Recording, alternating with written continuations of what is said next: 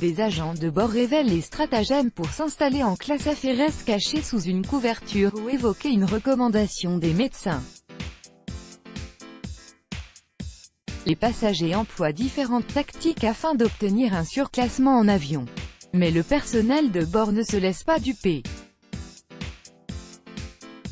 De nombreux passagers tentent d'occuper des sièges en classe affaires de manière illicite, indiquent les agents de bord cités par The Daily Mail. La tactique la plus fréquente est de se cacher sous la couverture. Certains fraudeurs affirment qu'ils se sont perdus. D'autres semblent être très ingénieux en se référant à des exigences médicales.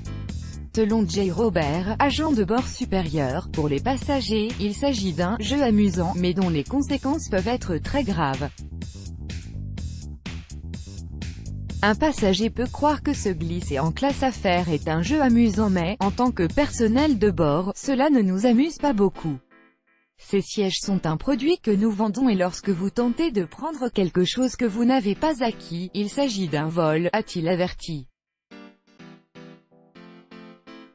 Il a indiqué que la sanction principale pour les fraudeurs était « une marche de la honte » pour les ramener au siège de classe économique devant tous les passagers. Certains agents de bord peuvent exiger de ces passagers fraudeurs de payer la différence entre les tarifs. Malgré ces mesures, il y a des passagers qui continuent de se faire surclasser de manière illégale. Un Britannique cité par The Daily Mail a déclaré qu'il le faisait depuis plusieurs années sans jamais avoir été attrapé.